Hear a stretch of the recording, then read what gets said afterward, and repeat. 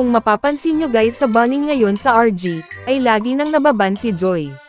Bukod kasi sa masakit ang kanyang third skill, mabilis na rin kasi siyang maka-farm kaya makakagank kaagad ng kalaban. Kaya kung di ka pa gumagamit ng Joy, baka eto na ang sign mo para gamitin mo na siya. Pero dito ay nakita ko si Karina na nagpa-farm. Ngunit hindi ko siya mapapatay kung may Estes sa likod, kaya si Estes na lang muna. Ayan, nasunog tuloy siya kay Valir.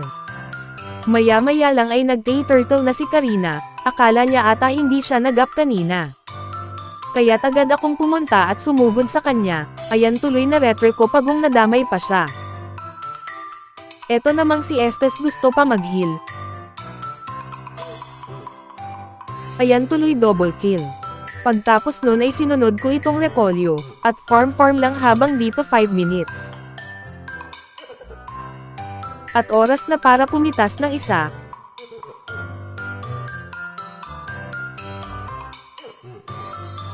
Kaso masakit na si Granger.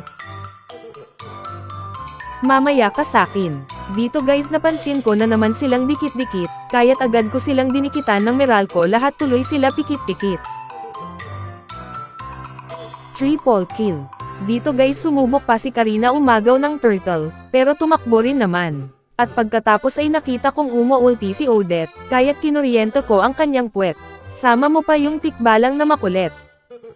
At balik ulit kay Odette, hahaha. Tapos si Odette ulit, kanina pa siguro yan napapakamot sa puwet. Isa pa tong si Granger na makulit, ayan tuloy nabigyan ka ng kuryenteng malupet. Dito guys ay nakita ko sila na nag-lollard, kaya't inagaw ko.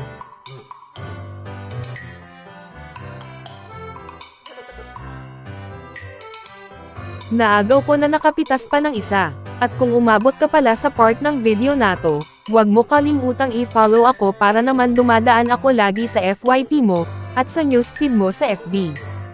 Dito guys ay gusto akong istorbohin ng tikbalang, ngunit hindi nila alam na ako ang sa kanila ang hadlang.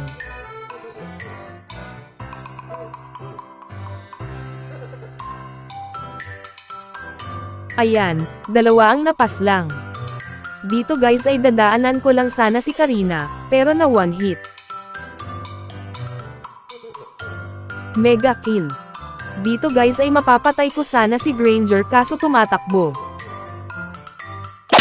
Aray, syempre mali ako. At dahil may item na si Joy, kaya niyang pumitas ng tank hero kagaya ng tikbalang. Panoorin nyo dito guys kung paano ako gumawa ng himala. O di ba lahat sila nawala, sinunod ko pa tong si tikbalang na namamaga. At pagtapos ay nag-lord ako para sure win na talaga. Watch and learn kung paano burahin si Odette at tikbalang. I-double kill ko sana kaso natapos nga lang. Kaya kung nag-enjoy ka sa video na to, ay i-follow mo na ako para sa more Joy series. Mahalagang paalala, si Joy ay hindi gamot at hindi dapat gamitin panggamot sa anumang uri ng sakit.